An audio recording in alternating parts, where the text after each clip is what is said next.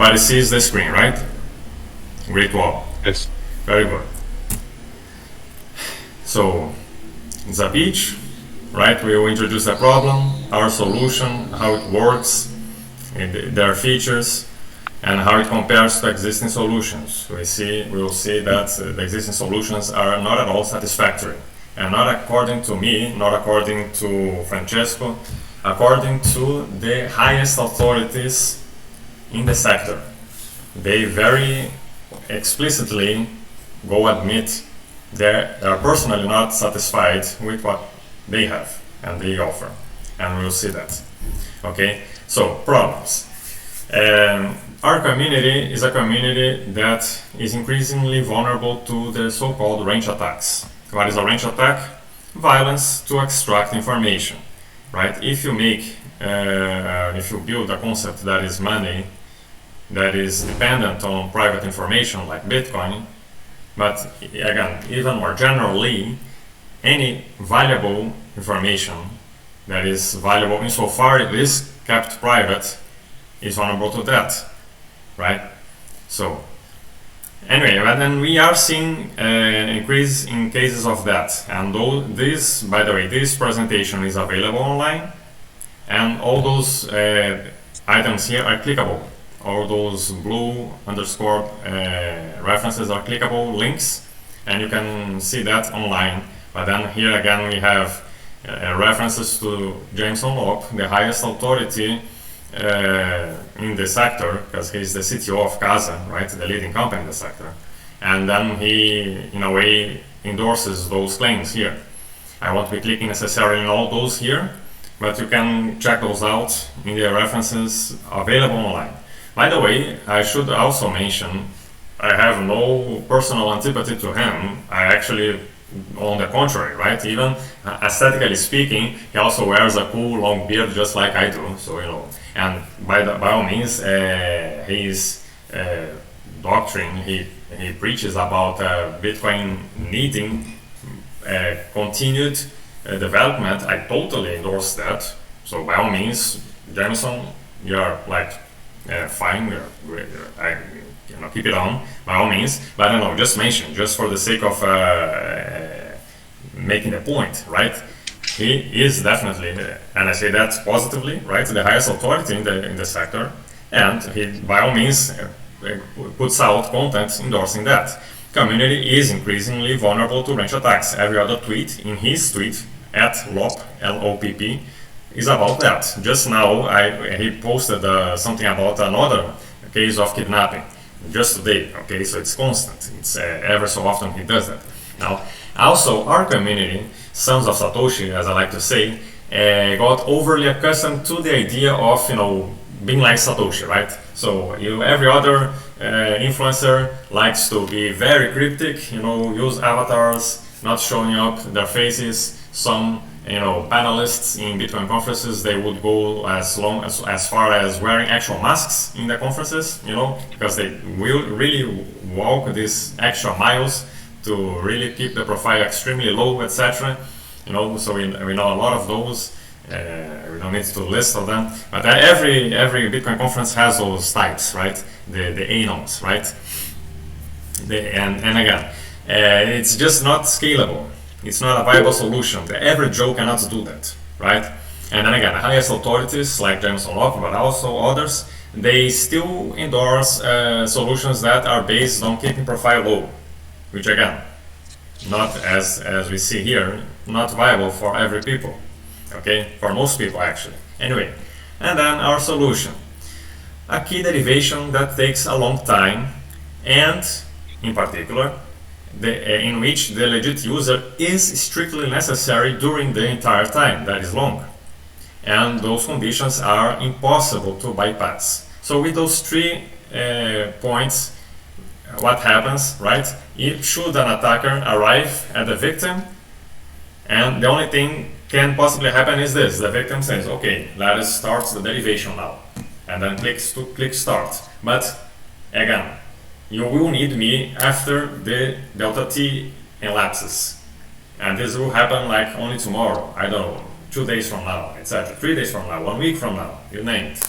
And then, unless you, the attacker, is able to keep me with the gun against my head for this entire time, you will fail. Unfortunately, there is nothing I can do to counter that, to bypass this barrier that I have already set before. I had already set before you arrived here with this gun pointing against my head. So this is how it goes, right? And then again, you can click to see that this video is available there. You can click there and you'll see. So first you have an interface to load the inputs. Real scenario, you'll be and then in this demo, of course, the delta t is 0 because it's just a demo.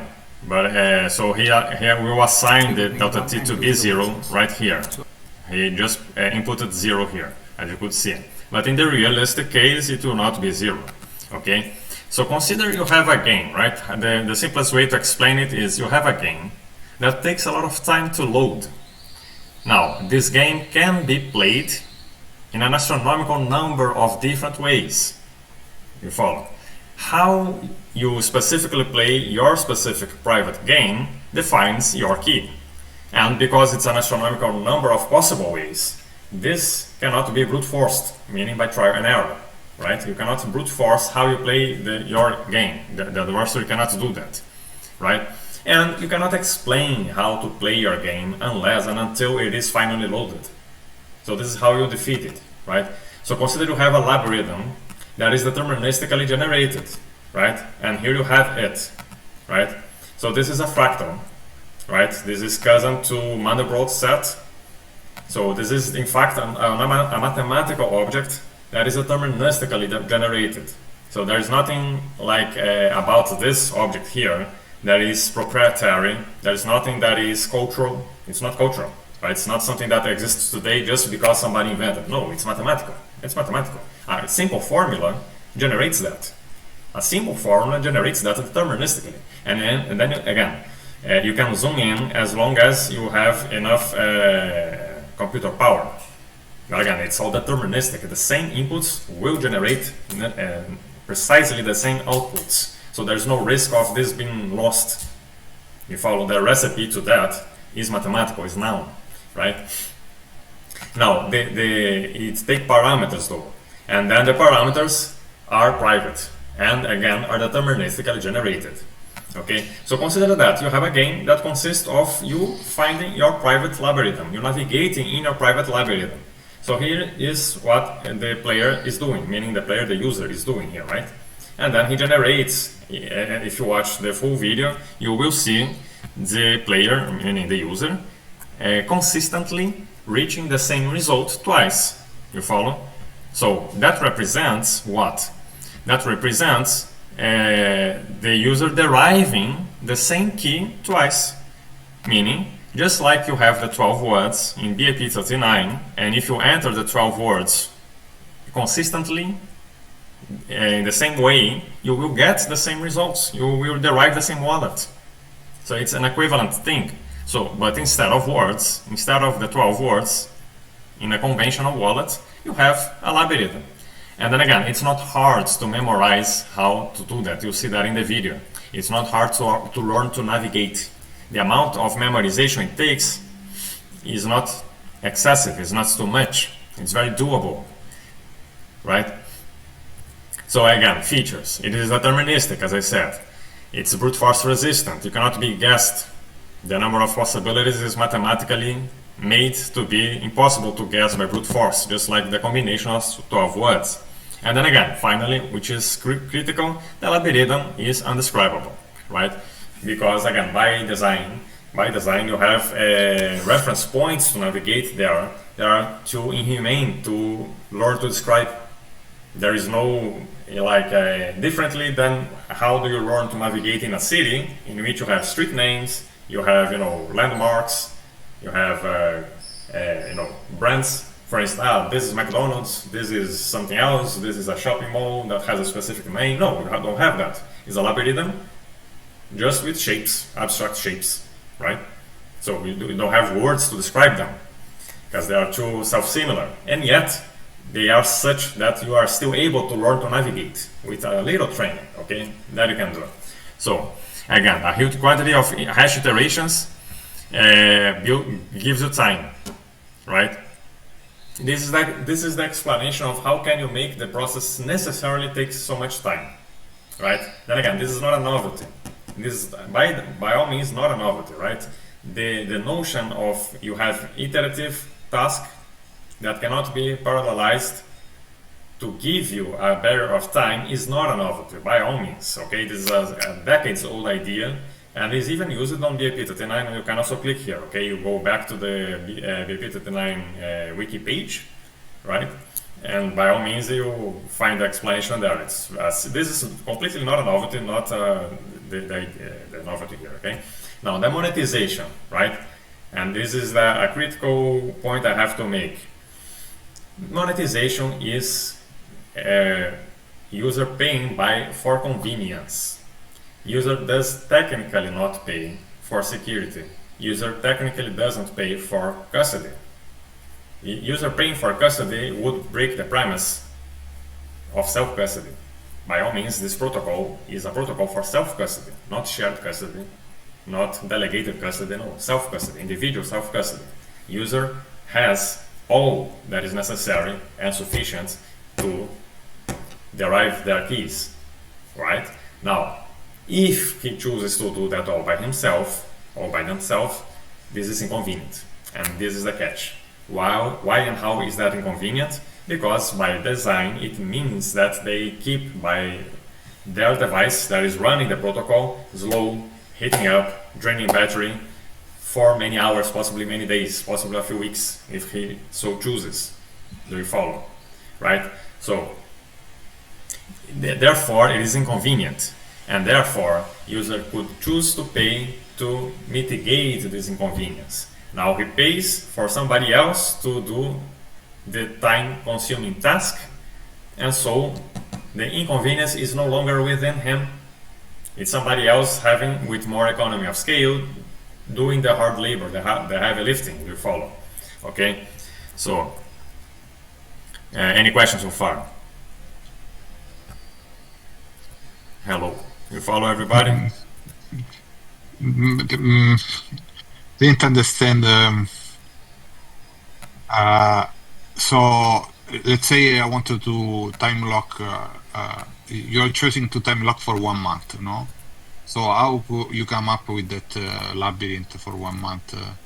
How do you generate it?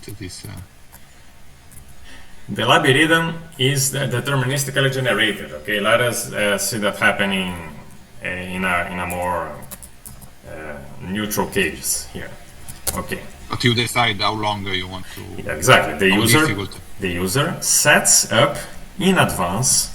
In advance, the user chooses how long the derivation time will take. And then again, this is completely not a novelty. This is completely something that is again. Many applications do that. Any password manager does that. BIP39 does that. You know, this is a completely trivial piece of technology that is decades old. Now, typically, the use case is you make a process that could take 1 millisecond instead take 1 second. Okay? Why is that? Because if you are an adversary trying to brute force a key derivation, right? Your work, your job, your task, your difficulty was multiplied by 1000. Now, if you are the user, you feel nothing, because you can, as a human being, and you know the correct password because you are the legit user, right? You cannot use the 1 second time delay in which you push a button to go next, for instance, in a password manager. There's nothing you can do in this 1 second time, right? Realistically, you are a human being, right? 1 second for you is just like the time for you to concentrate in what you are going to do next. So it's just like a pointless time. Meaning, if you make the increasing of time from 1 milliseconds to 1 second, you pay nothing in terms of user experience, but you gain a 1000 factor in hardness of your security system. So any password manager does that. All password manager does that. Okay. Now, what we are doing is, instead of moving from 1 millisecond to 1 second, let us move to thousands or millions or even billions of seconds, because then this is the time in which the attacker cannot have the interface ready. You see. So, for instance, let us see this which I'm sharing now. Okay, so this is Mandelbrot set. This is a famous fractal. Okay, so this is a fractal renderer, right? This is a fractal renderer. So a Mandelbrot set can be made generalized.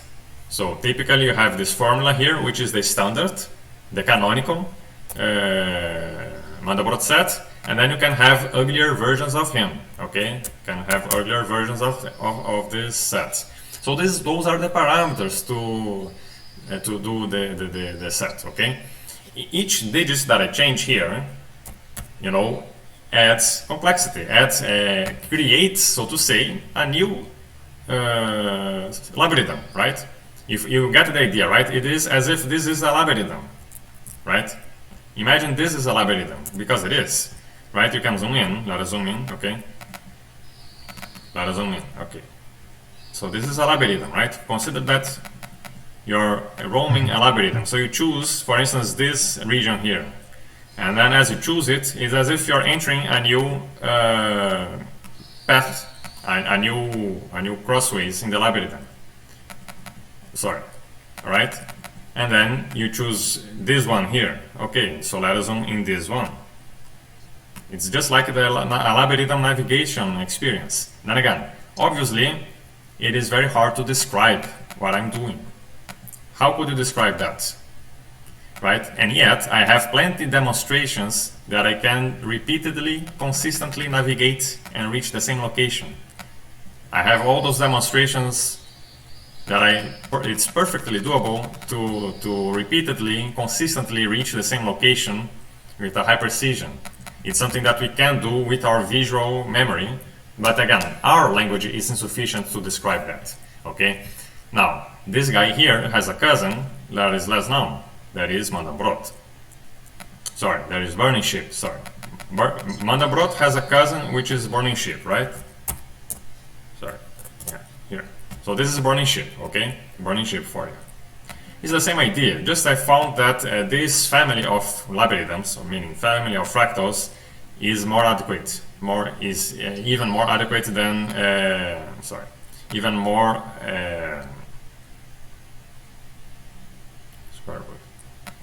even more efficient for purposes of being hard to describe and having reference points that you can identify apart, but not describe apart. Okay, this is the catch. You cannot describe them apart. Anyway, so you follow what I mean, right? So those parameters here are the things you take time to derive, right? How many combinations are there? Clearly, astronomical number. Each combination of digits here gives you one different logarithm. This is the idea, right? So in BIP39 you have and elevated to 90. Correct. It's the same standard. It's 2 to the 128 different things, right? Because it is 2048 elevated to 12. There are detail there that is 4 bits are for there are 4 bits reserved to checksum. Okay, so anyway, you have the standard 128 bits of cryptographic strength, and then again, it's very simple to make sure you have enough. That is covered too. This is of course a technical debate, a mathematical debate, but again, I promise you, and I can answer those questions later on, but I can promise you that it is in fact the case that you have enough different algorithms, even considering as security margin anyway. But let us, okay, and any other questions? Yeah, so you created this labyrinth with a static image of your key, your derivation to access your fund. And then you can set how difficult you want. You can set as difficult for 1 second or as difficult as for 1 month, that it takes 1 month to unlock it, no? Something like that. No. Oh, you increase the difficulty, You, no? you have a seed that is just like the BT9. It is an explicit seed that you memorize, and Okay. you could be coerced to tell. So this is explicit knowledge. Explicit knowledge is knowledge that you can explain, right? So should the attacker land at you, he can say, "Tell me what is your explicit seed," and that element you will be able to give away. Okay. Okay. Okay. Now, what comes after that? The derivation. So, should the attacker land at you, you start a derivation. But the derivation will take a long time to happen. Like, say, a few hours, a few days, even a few weeks, if you so choose. If you so had That to. you have chosen, yes. Now, the next step can only happen after the derivation. Necessarily, because you are not able to describe what comes next. Even if you want, you know what comes next, but you cannot describe. So, the only choices the attacker has is either he waits with you under custody for the entire time, or he leaves. If he leaves, he has nothing. Meaning, he has something, but it's not sufficient. By all means, it's not sufficient to reach the final result. Okay? And then, meanwhile, he left, and then you continue on. You, of course, try to protect yourself more. And as you do, you finish up the process and then resets your system, redo your security system. Does that make sense? Okay. So now let us resume.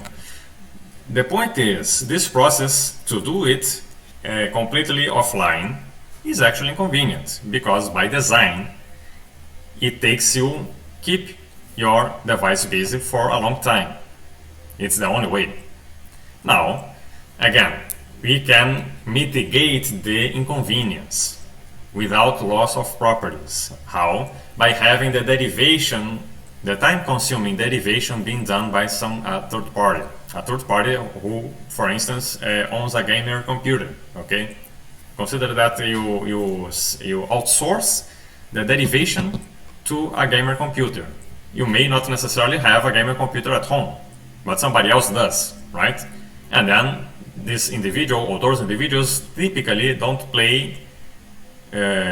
use their machines 24/7. So there is a lot of idle capacity out there, sitting idly, right?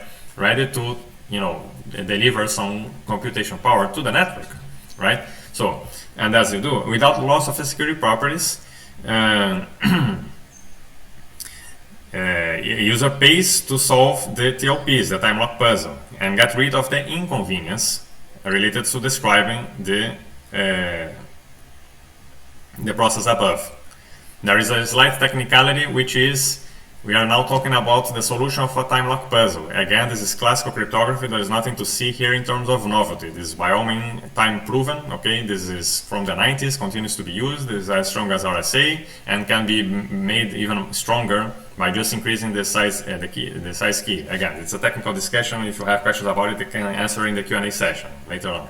Right, but again, in terms of technical viability, there is nothing to see here. Okay, classical stuff here.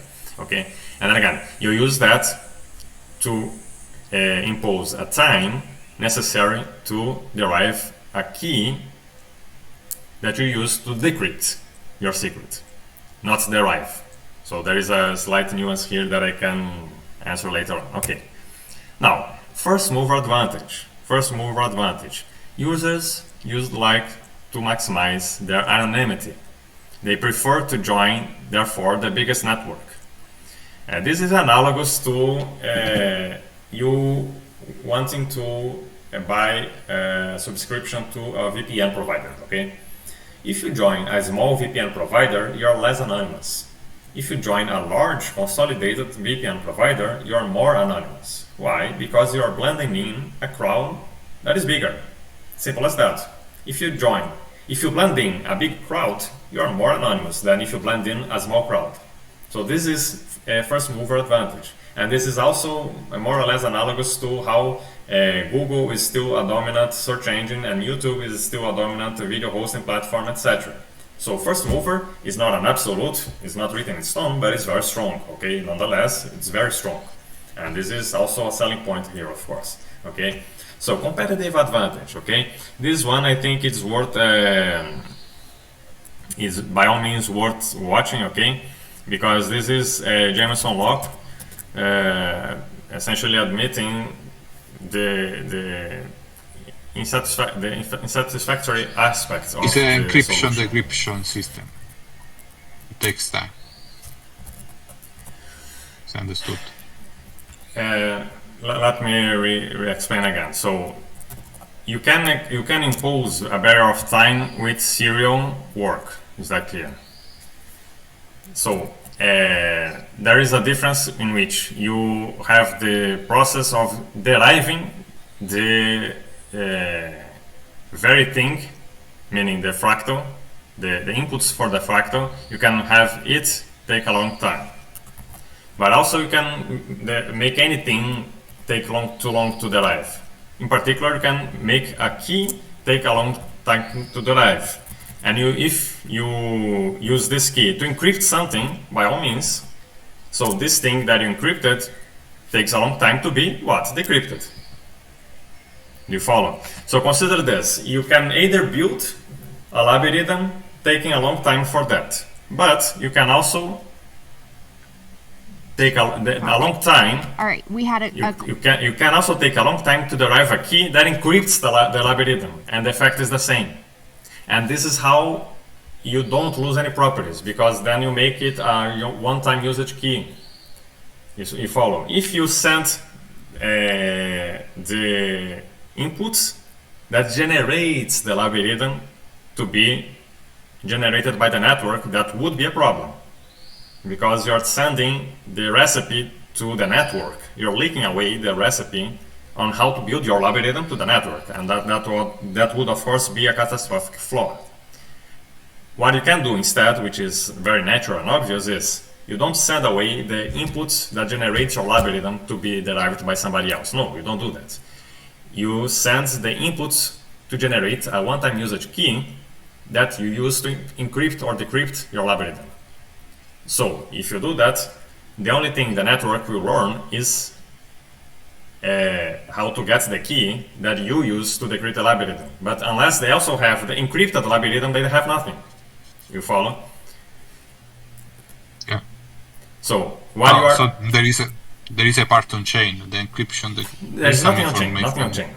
Absolutely nothing is on chain. Okay. Right? You are sent the inputs to a key, the inputs to derive a key, to be done by somebody else. Somebody else does that for you because they have more economy of scale. It's somebody who has, for instance, a gamer computer. You don't have, and they have. Okay, so they do that for you more conveniently than you would be able to, right? Okay, so then they give you back the key, and you use it to decrypt an algorithm. Okay, now they cannot do that because they don't have the encrypted algorithm. Only you have it. Okay, so. And this is how you don't lose any properties. Okay, now let us go watch the video, shall we? Okay, I make the question because Jameson Lopp, was explaining what they do and what they recommend and what are their best options against range attacks. And then they go like, you can have multiple sites of custody, meaning multiple addresses, and then you do a key shorting techniques so that you distribute the key fragments between those multiple addresses that you own, so that in the case you fall victim of custody, the only choice the attacker has is to then go visit one by one all those addresses until you have enough fragments of keys that you can reassemble those fragments and regenerates the key. You follow? But anyway, and then he was explaining that okay, you can then, if you own multiple sites, you own multiple addresses, and then you send the keys one by one to all your addresses. Again, you follow? So in case somebody attacks you, in case somebody kidnaps you or robs you, the only choice you have is to go visit one by one. And this of course is hard, because again, in the meantime, somebody can send you help. send you rescue. Somebody can notice you are under duress, and then they can undo the attack. This is the idea, right? Okay, but this is of course very expensive. This is extremely expensive. This is only applicable for those who are able to own, maintain, monitor, surveil, defend, secure multiple sites, multiple addresses, right? Those who don't have, those who are barely able to afford one house, this is completely off the chart for them, out of reach for them, right? So, do you have an affordable solution? This is the question, right? That is not the core wallet. That is not, based on obscurity. And then he said, okay, well, if you resort to your friends, okay? This is essentially his answer. Okay, you resort to your friends. Make sure the connection to your friends is not tempered. But again, then this negates the premise of self-custody. You understand it? This negates the self-custody because it's now shared custody. It's not self-custody. It's not individual custody, right? What if you don't completely trust all your friends, right? Now there is a whole new set of sources of concern now, right? And then again, so our point is this: it's devicelessness. It's a deviceless solution because you may lose all your devices you have, and you can still reset it. You go buy a new device, right? And everything you need is on your brain. It is not shared custody, right? It is in your brain, and in your brain alone. It is not obscure, meaning it is in your brain alone, and the attacker knows it, and it's still coercion resistant because it is in your brain alone. The attacker knows it, and nevertheless he's unable to extract it from your brain. Okay, again, how is that possible? Because it is in your brain, but it takes time for you to be able to use it, and you cannot explain exactly what is in your brain. Right? It's tacit knowledge. You cannot explain this private information that is in your brain. Okay? So, what are our potential customers? Right? Rich individuals, like those who are always being kidnapped all the time, and we hear about them from James and Lop's Twitter. Okay? Professional custodians. Okay? Those, of course, is a niche market, and just inhabitants of violent zones. I'm from Brazil. Okay? In Brazil, you can die over a phone. Right, it happens all the time. People dying over like a common robbery. That the robber just assassinates the victim out of a pure despise for human life. It happens. It's unfortunate, but it does happen. Okay, and it happens in many third world countries. Okay, and even in some sketchy areas of rich countries as well. So those are huge numbers. Okay, let us see more about that. Okay, so the economics, sorry. Again, very affordable. Okay, you don't need to be on a tier level in which you are able. This is definitely much more affordable than being able to buy multiple houses or multiple addresses. Okay, this is completely more within the range of possibility than owning multiple sites of address. This here for the basic. Okay, for the basic tier, and then more advanced. Okay, if you're rich and if you want to buy yourself 24 hours, this is of course for middle class and premium. If you are like those creepy rich individuals who are potential targets of more than one day kidnapping, then you go for the premium. And it's not here yet, but of course in the future you could have hardware based solutions. So for instance, you have like a $1,000-$2,000 hardware, okay, and that is made to be powerful enough that the problem of battery draining and heating up and lagging is not a problem for those pieces of hardware. Okay, and then this is not here because again this is for the future, right? We are not in the business of hardware yet, right? But from the start, the basic infrastructure that we will build now is completely is just a matter of scaling. Okay, just like you set zero. We saw the demonstrator setting 0 time. It can set 2 hours, and just by adding another digit, a digit 4 in the interface, he adds 24, just like that. Okay, and then again, valuation 5 million. Okay, this is assuming 10,000 users acquired in the first year and a multiple of 6. And also it's assuming, again, and not counting courses, not counting consultancy, not counting hardware, okay? Attention to that, so you are being conservative here, by the way. And also consider that we are in the middle of a bull run cycle. Again, crypto adoption has never been higher and is only poised to be even higher. We can, of course, we have already on the radar partnerships with people who already work and companies who already do work with consultancy and courses. We have that in Brazil. I have contacts to Renato 38 and a few others, and they are looking to that with interest. Okay, we have here in the audience Guilherme Crypto, and also we have in the audience here Lifad, who has a very good audience in the Portuguese-speaking community, right? Meaning Brazil and Portugal. So again, this is by all means very, very, very conservative. Okay. Also, this is also assuming 90% of the users being basic tier, which is again conservative, right?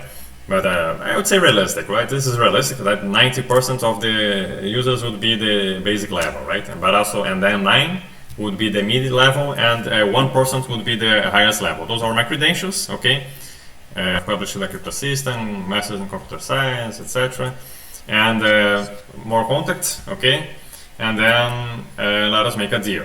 And then finally, I will open up for the questions. Hello. Yes, questions. Yes, those are the questions that I have already, right? How outsourcing the loading of the algorithm, the TKDA, tacit knowledge-based authentication, how loading the algorithm and paying somebody else to do that for you does not compromise security, right? I have already answered, but we can see the answer next.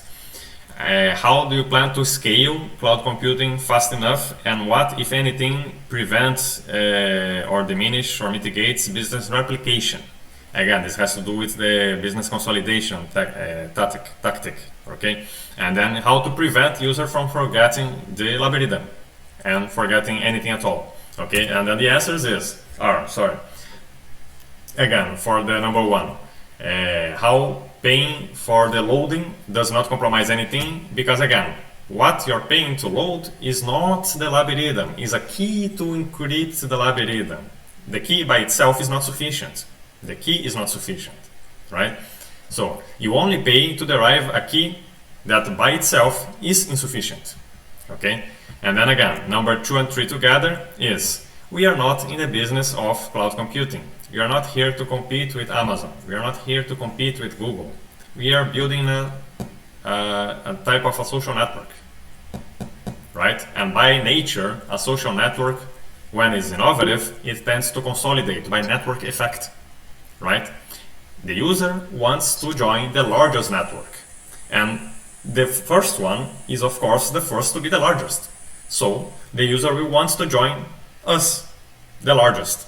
Right? There might be others, yes, but again, consider that Google is still the leading search engine. YouTube is still the leading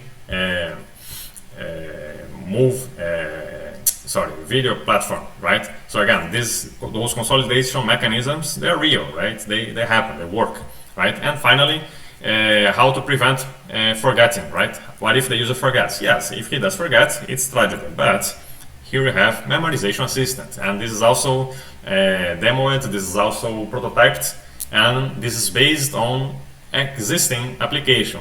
So this again is not a complete novelty, by all means.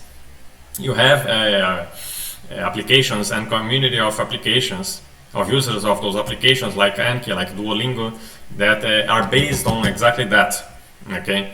And by the way, the necessity of the user to revisit their memory once in a while, like once a week, very quick, just to make sure the knowledge is kept fresh in their minds, gives you the recurrent payment. So this too is a lemon that becomes a lemonade, right? Finally, I could also show you, if there is time and interest, that you have existing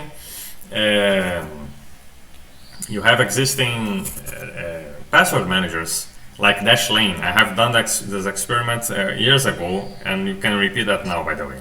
Dashlane would actually encourage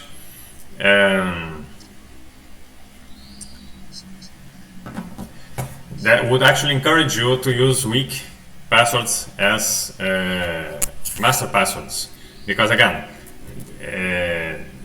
to actually use a strong enough password is something that is not so trivial. So all that's to make the point that the necessity for a memorization assistant is not intrinsic to our platform. Anybody should use one, okay? But yes, please, Salomon, you have a question? Yes, go ahead. Yeah, so I mean, we know that recently the most of the targets of those ranchers attacks, they have been involved not only with Bitcoin, but also all cryptocurrencies in general. Mm-hmm. I mean, we've seen like millions of dollars being stolen by people that have been held at gunpoint. So my question is this protocol is, and the application, of course, is only applicable to Bitcoin itself, or is it replicable to other cryptocurrencies? I mean, I'm talking about the business perspective here, you know. Okay, thank you for the question. Excellent one. As I always say, the protocol is agnostic. Consider BIP39. What is BIP39? BIP39 is a key derivation scheme. Great Wall 2 is a key derivation scheme. Now, by all means, BIP39 from the start has been conceived in order to have agnosticity in mind. So it perfectly, any wallet uses that almost. Essentially all wallets use that for any coin, any protocol of any coin uses that because it's so efficient and because it's agnostic. So the same thing also happens here. It's just a key derivation protocol. Not only you can use it for deriving a wallet of any coin you want, you can use it to derive any secret you want. Okay. If you want to protect, for instance, let us be very wild here. You have a password of a physical vault. Maybe you have guns at home, okay? Maybe you have gold at home. Maybe you have, maybe you have works of art at home, jewelry at home, you name it, okay? Cash that you want to protect. And then again, this is protected by a physical vault that has a strong password.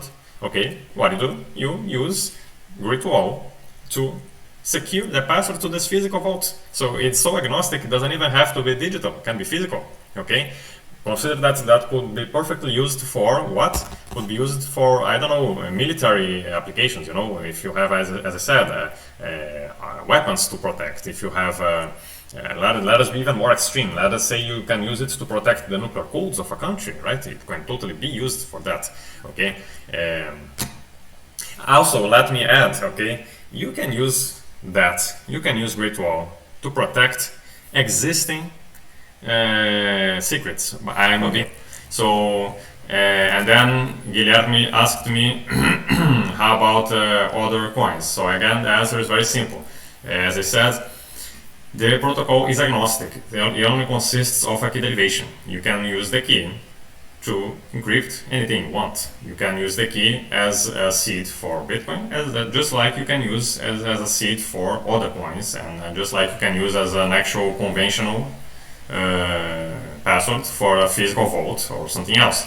But also it gets better, right? Because you can use Shamir secret sharing scheme to use this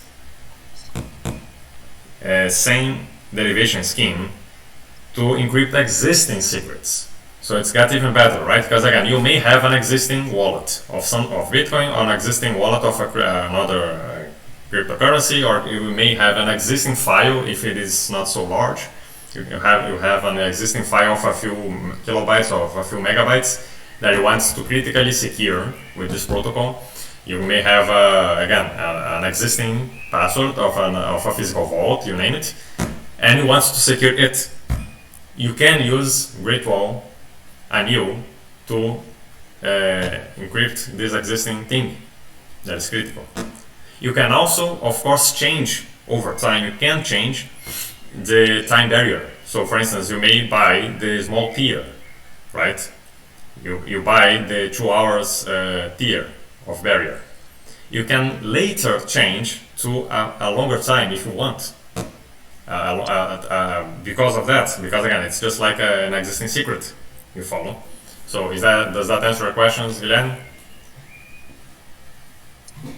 Yes, it does pretty well. Thank you. Okay. Yes. Okay, anybody else? And then also, sorry, go ahead. You can go ahead. For you. No, you can. I've asked the question. You can go ahead, and then I can ask again later. No, and at the same time, you don't have any Vulnerability? Yes, like the other wallets, because it's not a thing like physical. That's it. What do you mean? Vulnerabilities as in supply chain attack? For instance, we talked about a treasure. Because the treasure it is available to host other cryptocurrencies, they have some vulnerabilities, and with this we don't have this problem, that problem. Yes, correct. The vulnerabilities you mentioned have to do with supply chain attack and with the device not being air-gapped. So, by all means, you can have the two things solved in Great Wall, because again, the solution may consist only in software, right? You download the software, you can perfectly run it in an air-gapped device. So, by all means, those two pieces of surface of attack are solved by all means, right? Because there is no single point of failure, there is no one single supply chain that concentrates vulnerability, right? You can download and run the protocol in any device, and you can have it also be air-gapped as well. So that, for instance, there is a DIY solution in which you, for instance, use a node device like an old phone or an old computer. You can even do like Edward Snowden would recommend and teach. You remove away the antennas, right? You remove the Wi-Fi, the network to be very extreme, right? You remove the network capacity of the device, and you have it air-gapped and communicate only the essentials through QR codes. Okay, you can do that, right? And then it is air-gapped. So that can be perfectly done with Great Wall, yes. So by all means, you have the better of all the worlds, right? It is agnostic, so you can use it for anything, for any point you want. Of course, as a maximalist myself, I would not recommend, but again, it's agnostic. If you want it, you can use it to encrypt the love letters to your fiancée. Okay, you do that, okay. You use that and then you encrypt the letters to your fiancée, okay. I will make a Brazilian joke here. You can even encrypt controversial audios about Ukrainian women, right? So if Turduval had done that, he would not have. Carlo knows the inner joke as well, right? So you can also use that to encrypt your controversial audio comments about Ukrainian women as well. Yes. Yeah, that's nice. That's why I don't own a Trezor or a Ledger, and I prefer a JD or a cold card. That's because they host other cryptocurrencies. But in this case, it's very, very different. I understood. Thank you. Yes, correct. Anybody else? Yes. Can you explain what's the risk regarding memorization of the path? How difficult is like one number from 1 to 8, from 1 to 6? How does it work? I have to memorize what? How can I recall it? How difficult is it? Thank you for the question. Yes. So look,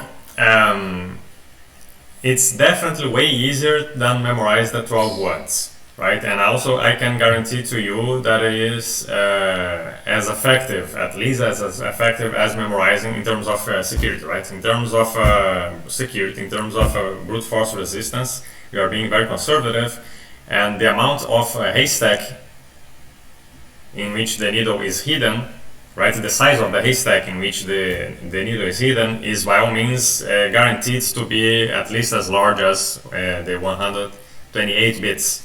Okay, so by all means that is covered. And again, I have also, as I mentioned in my credentials here, I have altered here Formosa, the expansion on BP39, right? So I change from 12 disconnected words to sentences, and that makes the memorization easier, more effective. So the ratio between how much cryptographic strength you have divided by your mental efforts to memorize it is more favorable in Formosa. And by all means, with anecdotal experiment, we know very confidently that it will also be the case for a great one, right? So by all means, you can see in the demo, okay? You can see in the video demo, right? You go back to watch this video here, and then by the way, links in the comments, right? The links will be fixated in the comments sections, but well, just a moment. Okay. So in the demo, you'll see that it's very plausible, right? It's not too much to memorize, not too much to memorize. And I have a few demos of that.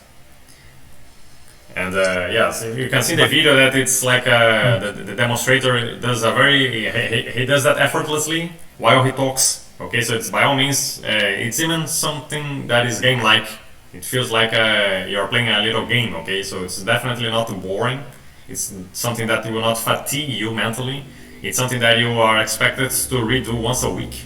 Okay, so consider you are playing a mini game. An easy mini game once a week. Okay, it's like, come on, it's not too much to ask. By all means, it's something that you can perfectly do. It's very doable.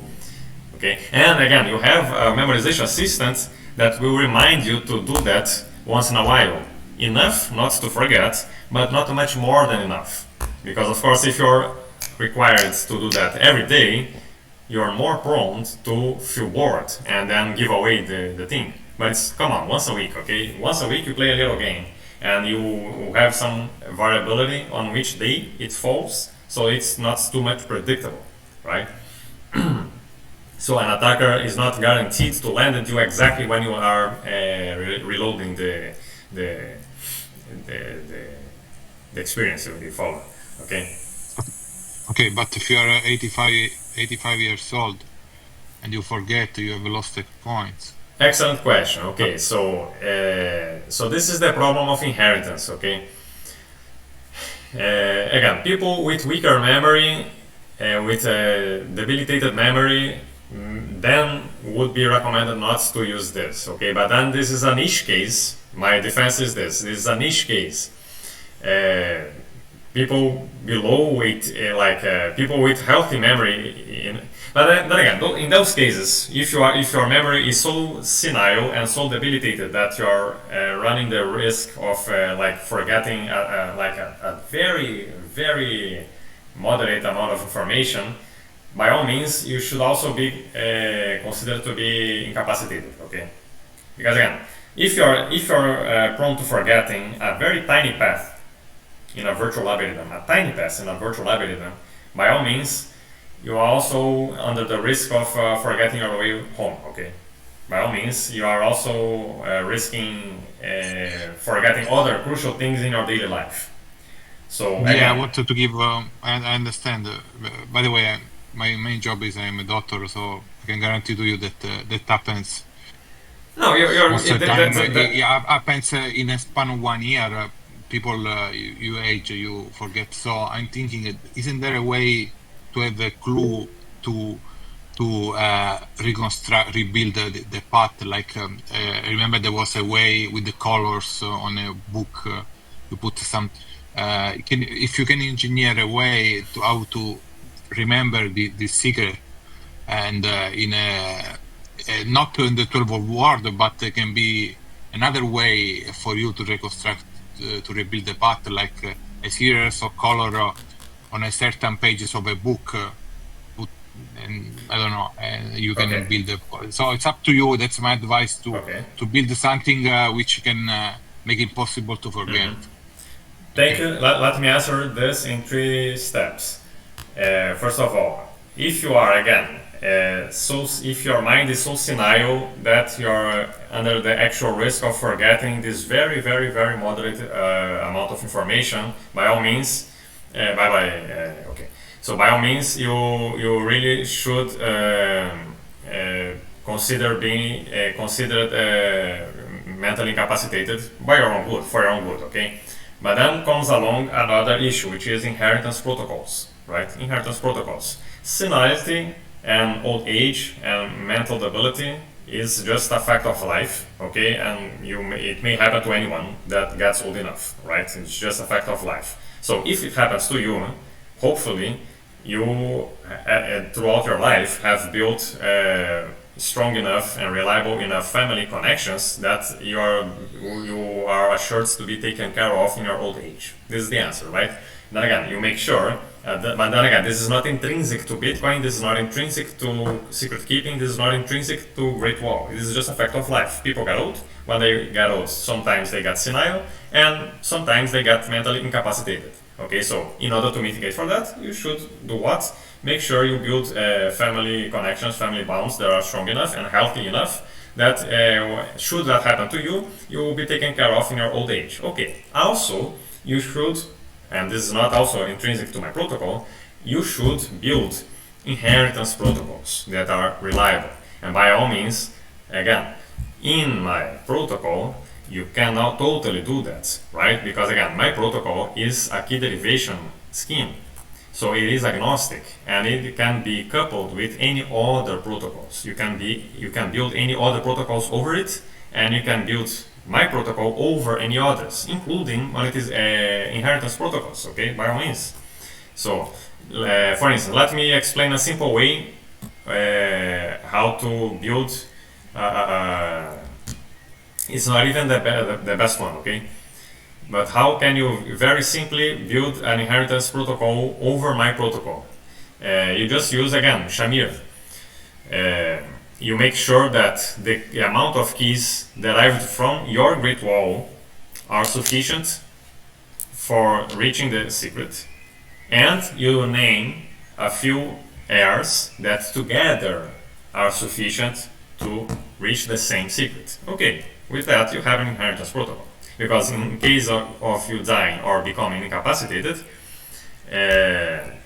your heirs together reach the same secret, period. Now, I say this is not even the best one, right? Because this scratches the premise of individual self-custody, right? Right, because then again, what if they collude to take away the inheritance from you? Then again, the answer is there is how to improve upon that. You can use the very mechanism of time lock, secret time locking, to send periodical challenges to your heirs that you revoke with time enough in advance. Okay. For instance, let me give you a simple way to do that. Okay. You send them wallets. Okay, but they are time locked. They are time locked. You send them time-locked wallets, okay? Now, you send them.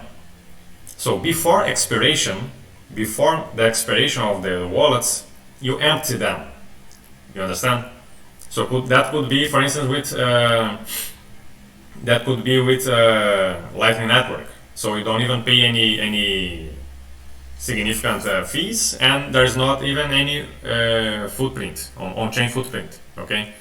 So consider this: you send, you are my heir, okay? Every month, I send you and my other heirs a 2-month locked wallet, okay? Every month I do that, but every month I empty the wallet I send you. If I die, I won't do that anymore. If I die, I have sent you the wallet, and 1 month later, you will be able to take the wallet as yours, okay? Because I will not have emptied it. You understand? So this is a simple way, okay? There's no footprint. Is that clear, everybody? Hello. Yeah. So every month I send you a challenge to all my heirs. The challenge takes 2 months to be opened, and it gives them their wallets. But every month I also empty away the previous wallet. So I keep doing that. If I die, I will not empty them anymore. And so 1 month later, the heirs will have the inheritance. Period. Simple as that, right? So by doing that, it's just, I don't even have the problem of scratching the premise of shared custody, right? This is, by the way, something that Renato 38 from Brazil emphasizes a lot, right? That if you need your heirs to help you custody, then it's not really self-custody, because the fact that they could theoretically collude to take your inheritance from you really invalidates the premise of private property. Again, I tend to agree with him, right? Even though, again, by all means, it is good that you build trust within your family and within your heirs, but again, maybe, again. What matters is just that it's possible to pass a secret to another person. It doesn't hurt to have the ability, right? If you are able to have this extra ability to not even depend on your heirs, it's better, right? And if you can have it, then of course you should have it, right? Okay. Very easily, there is also a dead man switch. Dead man switch is also another way to pass the secret. No? You just refresh the transaction on the centralized servers, and then if you don't refresh it anymore, it will go to correct. But then remember that the moment you add in a server, again, you are also scratching the premise of individual custody and not having to rely on a company that may be subpoenaed, etc. But again, my protocol is beyond all that. Right? As I said, it's completely, it's just a key derivation, something that you do offline, okay? Off-chain, offline. And you just need go ahead. Sorry. No, I mean, in this case would be a good option to also provide the users with the possibility of, hosting these deadman switch themselves, or offload that responsibility to another company. Because in this case, you can basically choose a provider to that service based on your on the company's reputation. Actually, there is I know a guy I'm using to put into my company wallet Bitvault, and he built a deadman switch on a decentralized server, his pub key of Synonym. So it's just a web interface. You pay $50 per year, and you have to refresh. And if you don't refresh anymore because you're dead, the coins go to the exchange or your wife or whatever. So, and the secret can be just reflect this need to pass the secret can be done in this way also on chain. If you pass the secret, password information is not difficult to understand. But it's good to know that this method is good to memorize, but you need to have a plan for inheritance to make it perfect. Correct. Yeah. But my point is this. First of all, the problem of needing to have an inheritance is not inherent to my system. You should have an inheritance period, an inheritance protocol period. Because again, even before my protocol or my anything about any consideration about coercion resistance, if we lived in a hypothetical world without any physical violence, we would still need to have an inheritance protocol anyways. Okay, but finally, again, remember, my third point is this. Remember, my system can be used for existing secrets. Think about it. That means that you can adapt an existing wallet into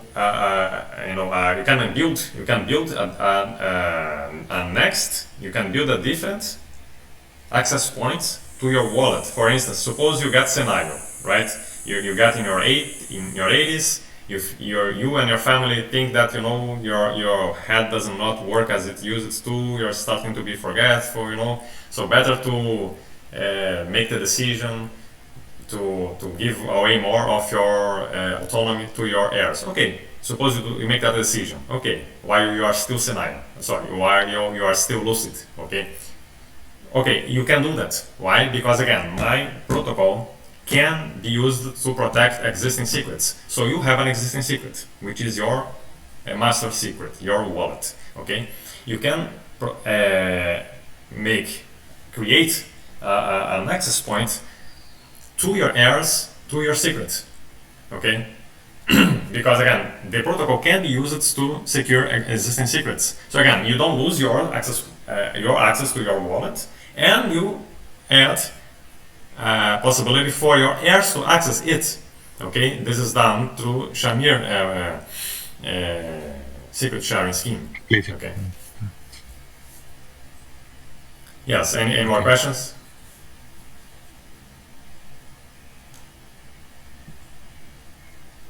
No, is there a way to build an app this system to integrate B2B in other wallet or in a cybersecurity advice to you to also target password managers, cybersecurity sector, not only Bitcoin? I mean, prove it works in Bitcoin, but also go for the normal IT, because that's where the big money is also. I mean, why just Bitcoin?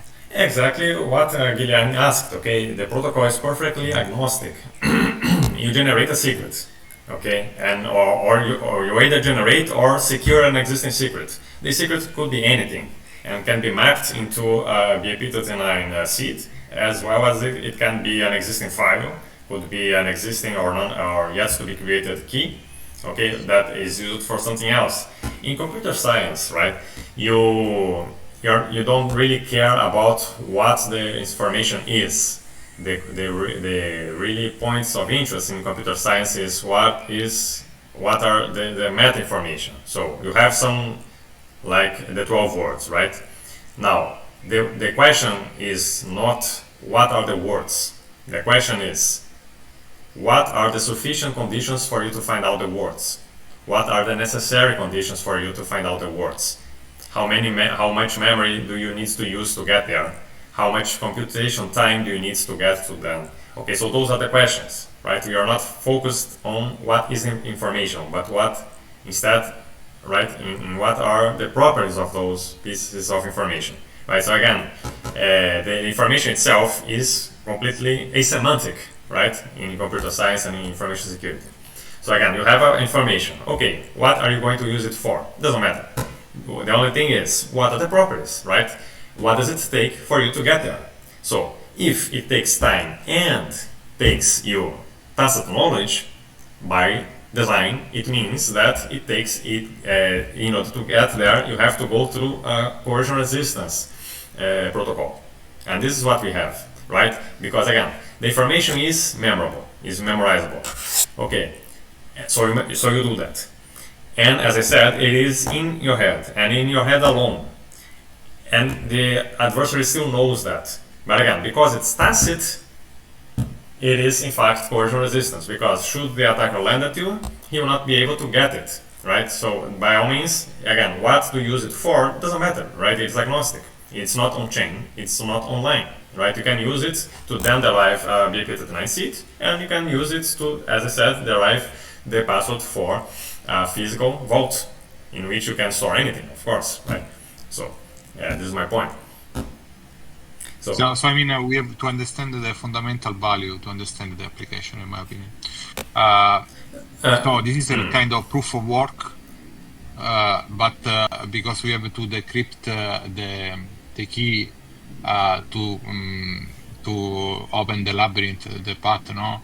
And then you rent some server on AWS, whatever computer is able to do that, and that gives you time, which times cannot be hacked, no? So, but you have on the one hand the Bitcoin, that the proof of work, where the proof of work is expensive, and you have this one, which is not going to cost that much to solve the puzzle and encrypt the labyrinth, no?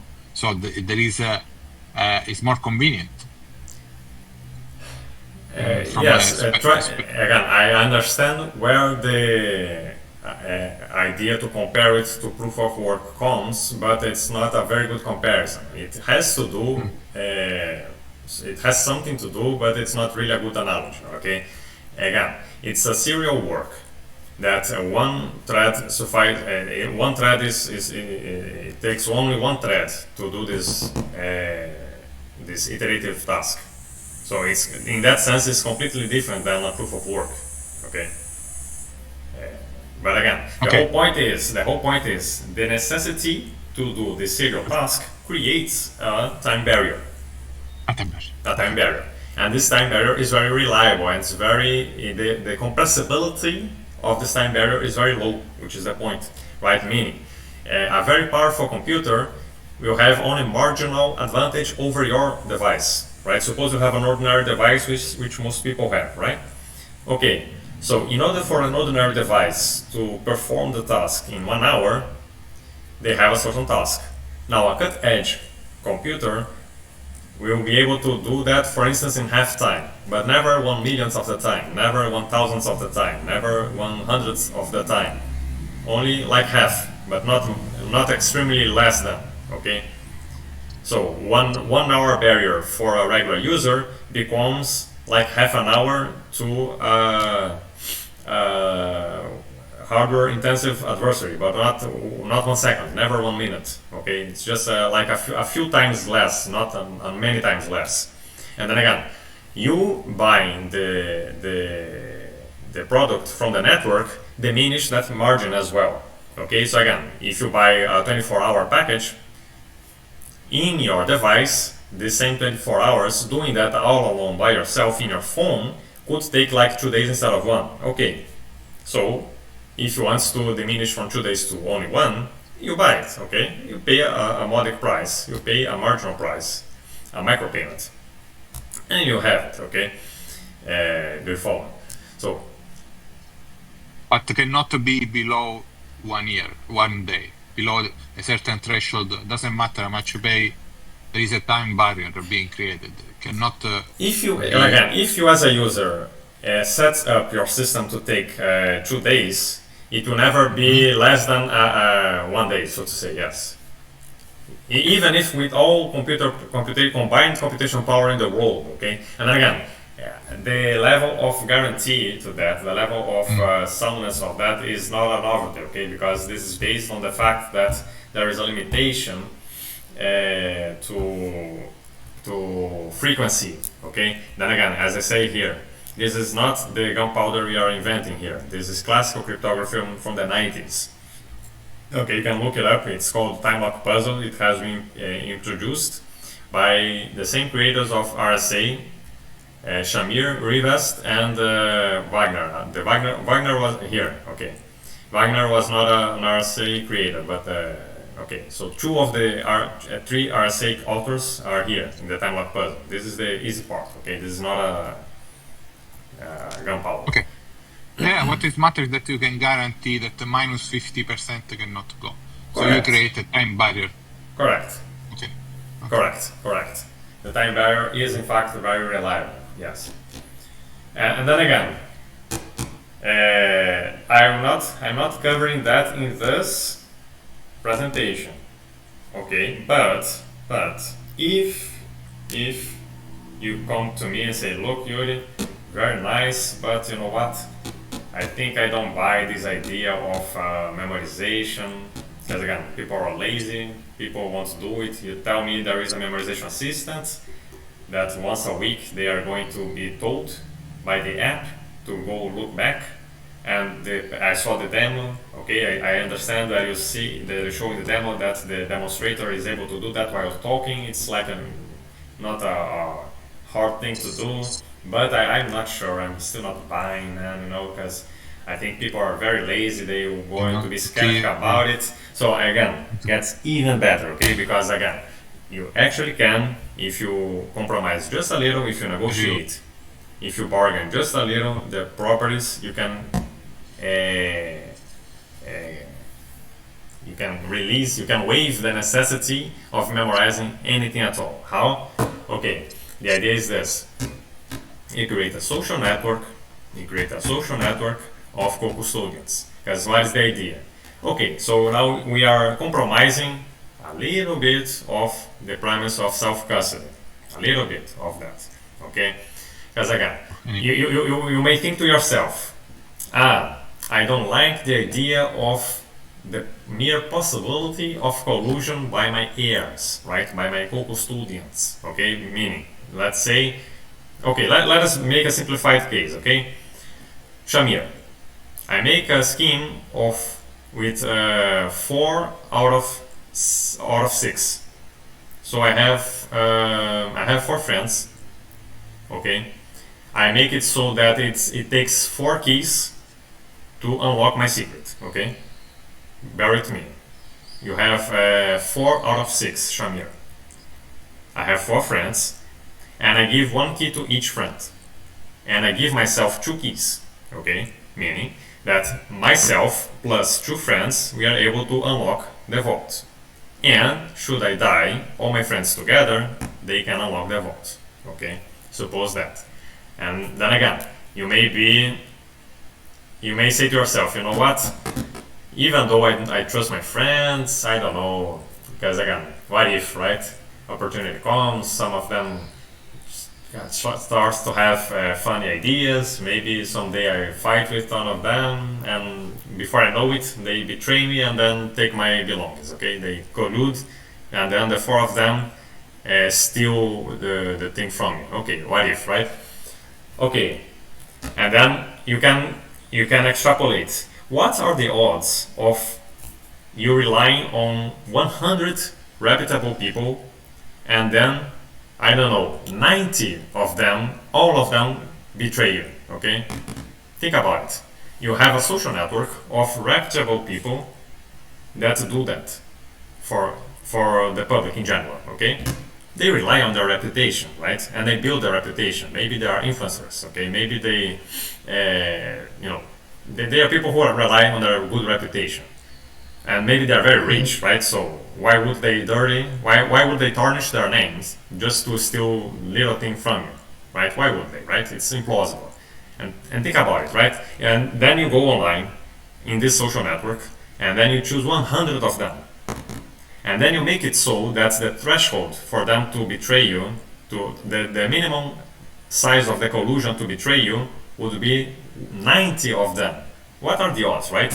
That you take 100 highly reputable influencers online, and then as 90 of them betray you together, right? For as little as you have, right? And all of them are rich. It's implausible, right? Isn't it? So think about it. If you build a network, a social network, for that, it by all means has the network effect, right? It has the effect that the first mover becomes the dominant forever. And you waive the necessity of having to memorize anything at all. You think you follow?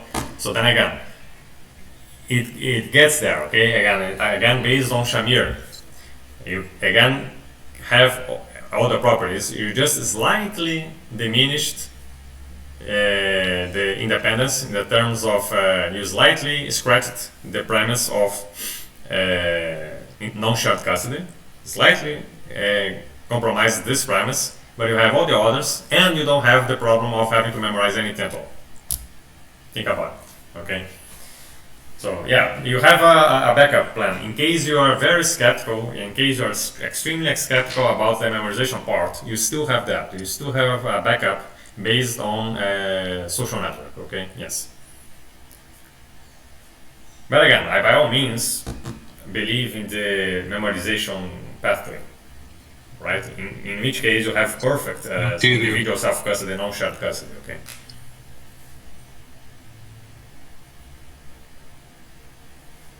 Yeah, so that would be it for today. Do you guys have any more questions?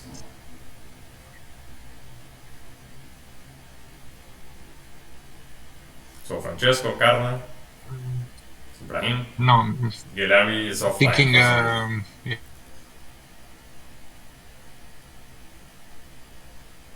Yeah.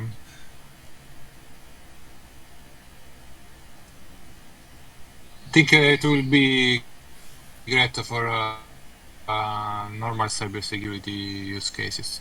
You can very well sell to IT and the password manager, or because not necessarily Bitcoin. You might have also better luck there. That's my advice, because Bitcoin market is small. It's good to prove it works on Bitcoin, but then immediately go on the cybersecurity sector, in my opinion. But it's good. It works. It works. It's a different take on the problem than mine, but it creates this wall of time, which cryptographical wall of time, and I understand why it's called the Great Wall. It's a wall of time which cannot be changed, and offsets attacks and the password. There are other layers to be explored on this, but think as a good use case for passwords in general. And yeah, but I understood. I don't have other questions. So thank you, Francesco. Guilherme is not here anymore. Carla, do you have any comments? So shout outs to Mubarak Ibrahim, who has been working with me since mid 2024. Great dev. If you need, please can DM me, and I will be happy to forward him as well. But anyway, yes, thank you. Yeah. Of course, depending on the project, he might be exclusively contract with me. So of course, yeah, there is that, right? But other than that, of course, he has his independence to work in other projects, as long as they don't. I will think about. I will think about other business use cases, how to utilize this system. I will let you know. I will think about it, but I'm sure we can find something. There is always an application for a solution which makes sense and yes, better than that. Yes, thank you. As I said, the application is completely agnostic, right? Anything that it is information that is private and it wants to make coercion resistance. Could be Bitcoin, could be altcoin, could be physical vault, could be access to online services that are critical. Could be nuclear codes, could be encrypting controversial comments you make about Ukrainian women. Like, this is a Brazilian inner joke, by the way. Anyway, but yeah, then again, monetization happens through convenience, because to run the entire thing offline is kind of a pain, because you have to keep your device busy, heating up and draining battery for extended duration, which is inconvenient. So you cannot source that inconvenience to somebody else without loss of properties, as long as you, of course, pay for it, plus costs plus markup, right? And this is the monetization plan. And as I said, we can go, of course, those interested can come to me, and I'll be happy to walk through the valuation spreadsheet, okay, giving the figures of conservative figures of 5 million, okay. And of course, right now we are seeking investments for that.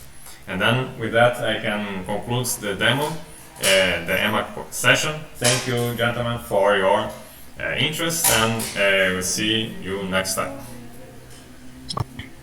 Goodbye. So thank you, Francesco, thank you, Carla, thank you, Mubarak, and thank you, Guilherme, who already left. I'm sorry. No problem. Any comments, any questions?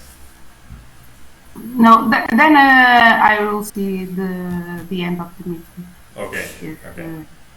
You don't mind. So thank you so much. Okay. Good evening, good night, everyone. Bye-bye. Good night. Goodbye. Yeah, ciao. Bye. Bye-bye.